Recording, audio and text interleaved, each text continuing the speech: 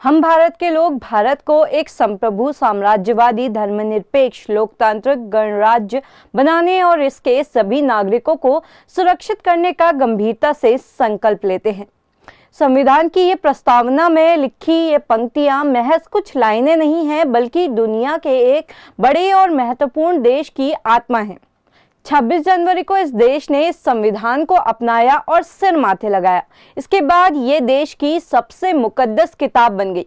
26 जनवरी वो तारीख है जब भारत गणतंत्र बना और दुनिया ने भारत को एक गणराज्य के रूप में जाना। गणतंत्र वो शब्द है जो आज दुनिया के अधिकतर देशों को उनकी पहचान देता है। आज दुनिया के 206 संप्रभु राज्यों में से 159 अपने आधिकारिक नाम के हिस्से में रिपब्लिक यानी गणतंत्र शब्द का उपयोग करते हैं।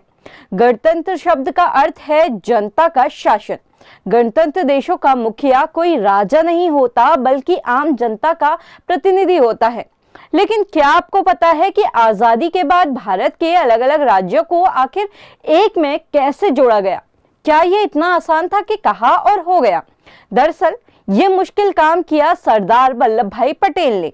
सरदार पटेल ने कहा था कि भारत में रहने वाले सभी लोग और उनकी संस्थाएं इस देश की एक गौरवशाली विरासत है। हम सभी एक खून और एक भावना से बंधे हैं। कोई भी हमें हिस्सों में बांट नहीं सकता है। इस नाते मेरा सुझाव है कि हम अजनबियों की तरह रहने के बजाय दोस्तों की तरह बैठकर एक साथ कानून बनाएं। भारत के हित और एकजुटता के लिए मैं अपने सारे रजवाड़े मित्रों को कॉन्स्टिट्यूएंट असेंबली के लिए इनवाइट करता हूं। हम भारत के एक बेहद जरूरी मुकाम पर खड़े हैं। एक साथ और एकजुट होकर हम देश को एक नई ऊंचाइयों पर ले जा सकते हैं, जबकि अलग अलग होना हमें कई और मुसीबतों की ओर ले जाएगा।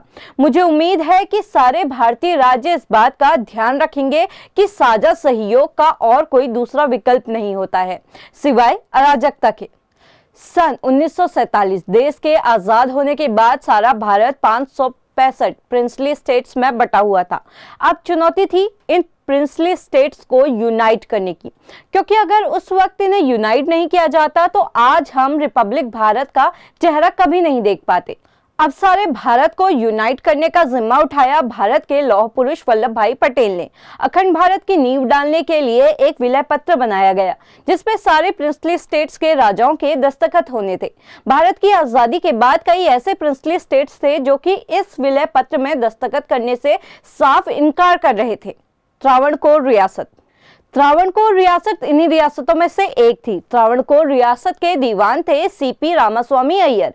कहते हैं कि अय्यर को मोहम्मद अली जिन्ना ने सलाह दी थी कि वो भारत में विलय ना करें। कहा यह भी जाता है कि सीपी अय्यर ने ब्रिटिशर्स से गुप्त समझौता कर रखा था और इस समझौते के पीछे की वजह थी मोनोजाइट मिनरल। मोनोजाइट का इस्तेमाल परमाणु बम बनाने के लिए किया जाता है और तत्कालीन समय में त्रावणकोर मोनोजाइट का सबसे बड़े आपूर्तिकर्ताओं में से एक था। हालांकि अय्यर साहब के स्टेट की जनता भारत के साथ जाना चाहती थी। सीपी अय्यर के रुख से जनता नाराज हो गई। सीपी अय्यर के खिलाफ लोगों ने प्रदर्शन करने शुरू कर दिए, यहाँ तक कि उन पर एक बार जानलेवा हमला भी हुआ। बाद में वो रियासत को भारत में मिलाने के लिए तैयार हो गए और 30 जुलाई को त्रावणकोर ने विलय पत्र पर हस्ताक्षर कर दिए। जोधपुर। ऐसी ही एक रियासत थी जोधपुर। जोधपुर एक हिंदू बाहुल्य इलाका था, लेकिन जिन्ना चाहते थे कि जोधपुर उनके पास रहे। इसके लिए उन्होंने जोधपुर के राजा हनवंत सिंह के साथ बातचीत की। निकोलस मैंसर के किताब द ट्रांसफर ऑफ पावर के मुताबिक 6 अगस्त को हनवंत सिंह और जिन्ना की मुलाकात हुई। इस मुलाकात में हनवंत सिंह ने जिन्ना से पूछा, जो राज्य पाकिस्तान से रिश्ता बनाना चाहते हैं, आप उन्हें क्या ऑफर कर रहे हैं? इस पर जिन्ना ने जवाब दिया कि हम एक ट्रीटी करेंगे और हर राज्य को स्वतंत्र होने की छूट देंगे। इसके अलावा जिन्ना ने हनवंत से कुछ लुभावने वादे भी किए। जब सरदार पटेल को हनवंत की जिन्ना से मिलने की बात पता चली तो पटेल चौंक गए।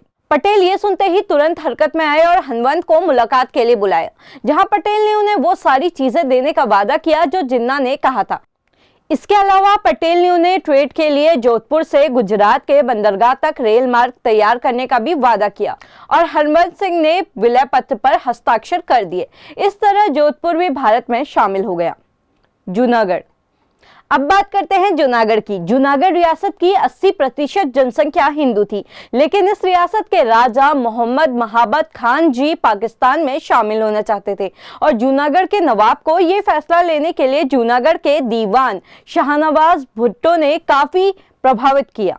गांधी जी के पौत्र राजमोहन गांधी अपनी किताब पटेल अ लाइफ में लिखते हैं, जूनागढ़ में तब 7 लाख लोग रहा करते थे, जिसमें से 80% हिंदू थे। जूनागढ़ के नवाब जब यूरोप में थे तब राजमहल में कुछ अनबन चल रही थी। सन 1947 में मई के महीने में सिंध के मुसलमान लीग के लीडर शाहनवाज भुट्टो जूनागढ़ के दीवान बन गए और भुट्टो और जिन्ना में गहरा संबंध था। खुद के द्विराज सिद्धांत को तिलांजलि देते हुए हिंदू बहुमत वाले राज्यों को स्वीकार करने के लिए जिन्ना तैयार हो गए थे। जिन्ना की सलाह के अनुसार भुट्टो ने 15 अगस्त तक कुछ भी नहीं किया। जिस दिन पाकिस्तान बना उसी दिन जूनागढ़ ने उनके साथ जाने का ऐलान कर दिया। शायद सरदार पटेल और माउंटबेटन को पहले ही ये पता चल गया था कि ये जिन्ना की एक चाल थी, जिसे जिन्ना कश्मीर मांगने के लिए चल रहा था कि जैसे एक हिंदू बाहुल्य राज में एक मुसलमान राजा राज नहीं कर सकता, वैसे एक मुस्लिम बाहुल्य क्षेत्र पे एक हिंदू राजा कैसे राज कर सकता है। सरदार पटेल ने नवाब को इस बारे में काफी समझाया, लेकिन जब नवाब अपनी जिद पर अड़े रहे तो सरकार ने जूनागढ़ रियासत के तहत आने वाले 2 छोटे राज्यों मंगलोर और बावरिया को खुद में शामिल कर लिया और जूनागढ़ की सप्लाई लाइन काटकर चारों तरफ सेना लगा दी। जैसे जैसे दबाव बढ़ने लगा तो जूनागढ़ के नवाब कराची भाग गए और इसके बाद फरवरी 1948 में जनमत संग्रह करवाया गया, जिसमें 90% से ज्यादा लोगों ने भारत में शामिल होना चुना, जिसके बाद जूनागढ़ को भारत में शामिल कर लिया गया।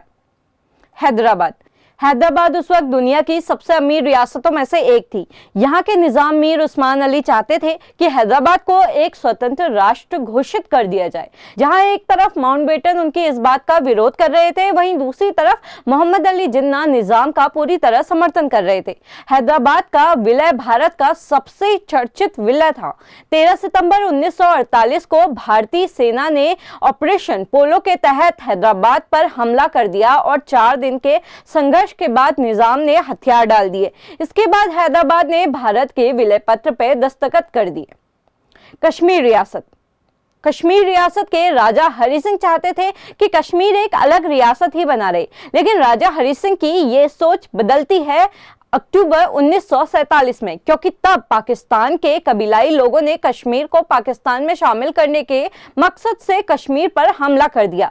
तब राजा हरि सिंह ने सरदार पटेल से भारतीय सेना की मदद मांगी। पटेल ने सेना भेजने से पहले एक शर्त रखी कि कश्मीर को भारत के विलय पत्र में दस्तखत करने होंगे और राजा हरि सिंह इसके लिए मान गए और उन्होंने विलय पत्र में दस्तखत कर दिए।